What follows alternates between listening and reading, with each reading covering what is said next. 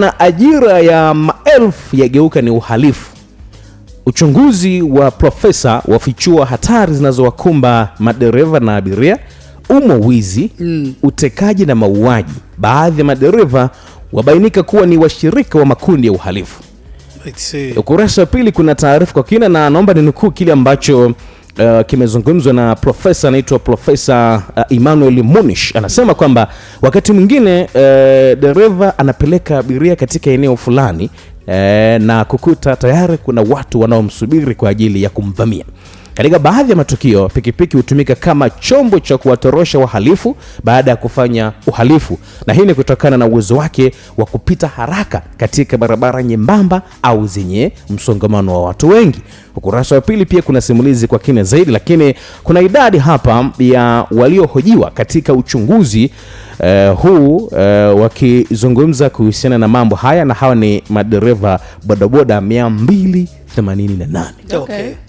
Tumesikia, yani kuna yale ambayo yanawakuta madereva wenyewe, kuna yale ambayo yanawakuta abiria ambao wanapanda ama wanatumia usafiri wa bodaboda, lakini bodaboda zenyewe pia zinatumika kwenye baadhi ya matukio ambayo ni ya uhalifu. Mtu kutoka huko kufanya uhalifu anakuja mbio anadandia bodaboda hapo Yes. Kuna muda nawaza hawa jamaa zetu ambao walisomeshwa wamesomeshwa na mheshimiwa mbunge, wakishaingia mtaani sasa kujiajiri, inawezekana haya yatatokea. Kijana anapigiwa Simba na toto kapige mchongo, ndio maana unakuta ng'ombe usiku ampakia kwenye bodaboda, anaiwaisha eneo la tukio. Okay.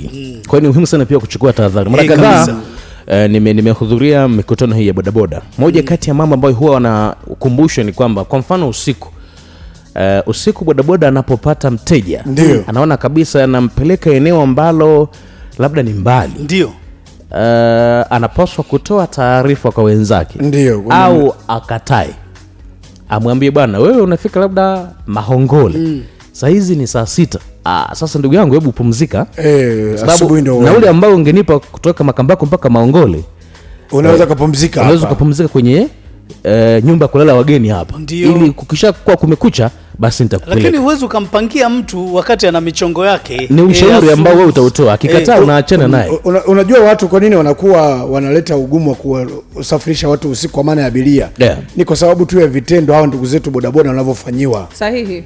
Abiria walio wengi sio waaminifu na kutokuwa waaminifu kwa wateja basi nasababisha na mtu mwingine hata kama na dharura ya kiwango gani asihudumiwe kwa sababu ya vile ambavyo wanatendewa hao ndugu zetu bodaboda. Mtu anatia shaka kwa sababu unaweza ukaenda naye huko hapo ukamdhuru. Hata kama una dharura, mimi sijui dharura yako, basi anaamua kuacha hapo. Kuna mtu mmoja alinisimulia jambo. Alisema iko tabia fulani ya mabodaboda ambao wanakesha, wanapiga kazi usiku. Wakipakia wateja waliolewa. Wakifika sehemu hapana, watu wanasimamisha bodaboda, anamsachi au anamuibia, na kama wanawake pia wakati fulani wanakutana na issue za udhalilishaji. Kuna mtu aliniambia na ameshuhudia matukio kadhaa yakitokea. Inawezekana kwa baadhi yao. Hawa ndugu zetu wana mambo mengi, siri nyingi wanazo. Lakini pia waache kutumika. Bodaboda pia wanatumika kwenye mambo mengi sana ya uhalifu. Pia bodaboda wana siri za watu wengi sana bodaboda. Siri wanalifua sana wale jamaa.